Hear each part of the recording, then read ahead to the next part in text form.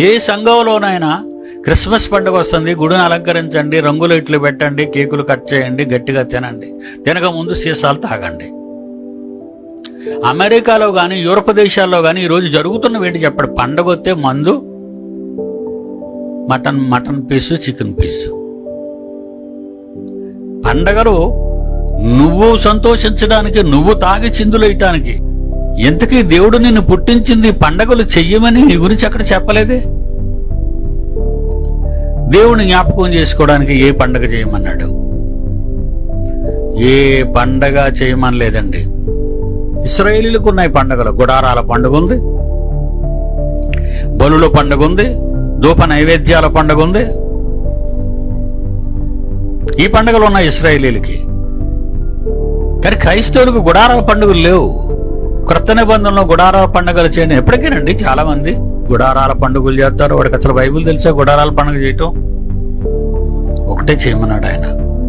దేవుణ్ణి జ్ఞాపకం చేయడానికి ఒకటే చేయమన్నాడు. జ్ఞాపకం చేసి నన్ను జ్ఞాపకం చేసుకున్నట్టుకు మీరు దీనిని చేయుడి. కొరింథీయులకు రాసిన మొదటి పత్రిక 11వ అధ్యాయం 23వ వచనం అందరూ తీసి చూడండి. ప్రపంచంలో ఉన్న మత శాఖలకు సంబంధించిన క్రైస్తవులు తప్పనిసరిగా మీరు మాయబోధలో మునిగిపోయారు. సంఘాలు అని గీతలు గీసుకున్నారు, బోర్డర్స్ పెట్టుకున్నారు. దేశాల మధ్య హద్దులు ఎలా పెట్టుకున్నారో, పెంతుకొస్తాడంటే లోతర్ మిషనుడు పడదు, లోతర్ మిషనుడు అంటే బాప్టిస్టుడికి పడదు, బాప్టిస్టుడు అంటే ఆర్సీఎండుకు పడదు. యేసుక్రీస్తు అంటున్నాడు, నన్ను జ్ఞాపకము చేసుకొనుటకై దీనిని చేయండి అని. ఆయన జ్ఞాపకాలలో నీవు రొట్టు విరవాలి, ఆయన శరీరాన్ని పంచుకు తినాలి, ఆయన రక్తాన్ని పంచుకు తినాలి ద్రాక్షారసంగా. కింద అది అంటున్నాడు ద్రాక్షారసం వచ్చి కూడా ఆ ప్రకారమ భోజనమైన పిమ్మట ఆయన ద్రాక్షారసాన్ని ఎత్తుకుని ఈ పాత్ర నా రక్తము వలనైన క్రొత్త నిబంధన, మీరు దీనిలోనిది ద్రాక్షారసాన్ని తాగితే నన్ను జ్ఞాపకము చేసుకున్నట్టుకే ఈ పండగ చేయండి. నువ్వు కూడా నీ శరీరాన్ని దేవుడికి ఇవ్వాలి.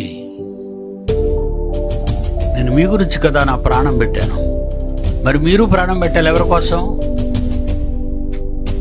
ఎవరి కోసం? నీ కళ్ళ ముందు కనిపించి నీ సోదరుల కోసం ప్రాణం పెట్టాలి.